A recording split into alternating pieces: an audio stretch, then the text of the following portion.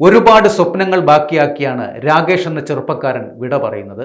വിവാഹ ദിവസം പുലർച്ചെയുണ്ടായ വാഹനാപകടത്തിലാണ് രാകേഷ് മരണപ്പെടുന്നത്.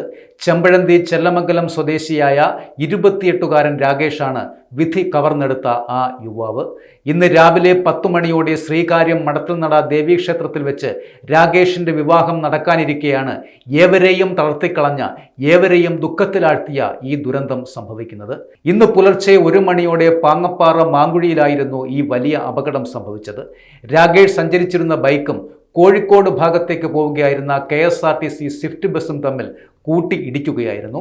വിവാഹത്തിന്റെ അവസാനവട്ട ഒരുക്കങ്ങളും പൂർത്തിയാക്കി സുഹൃത്തുക്കളെ കണ്ട് സന്തോഷവും പങ്കുവെച്ച് വീട്ടിലേക്ക് മടങ്ങുമ്പോഴാണ് പാതി വഴിയിൽ ഈ ചെറുപ്പക്കാരനെ മരണം തട്ടിയെടുക്കുന്നത്.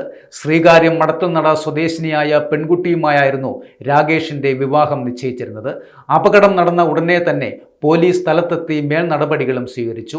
നിലവിൽ മെഡിക്കൽ കോളേജ് ആശുപത്രിയിൽ പോസ്റ്റ്മോർട്ടം നടപടികൾ പൂർത്തിയാക്കി മൃതദേഹം ബന്ധുക്കൾക്ക് വിട്ടുനൽകുകയും ചെയ്തു. നാടിൻ്റെയും വീടിൻ്റെയും മംഗല്യ സ്വപ്നങ്ങളെ തല്ലിക്കെടുത്തി രാകേഷ് യാത്രയാകുമ്പോൾ പ്രിയപ്പെട്ടവർക്ക് ഇത് താങ്ങാവുന്നതിലും അപ്പുറമാണ്. എന്തെല്ലാം സ്വപ്നങ്ങൾ ആ ചെറുപ്പക്കാരനിലുണ്ടാകും, എന്തെല്ലാം ആഗ്രഹങ്ങളുണ്ടാകും, അതെല്ലാം ബാക്കി വച്ചാണ് രാകേഷ് യാത്രയാകുന്നത്.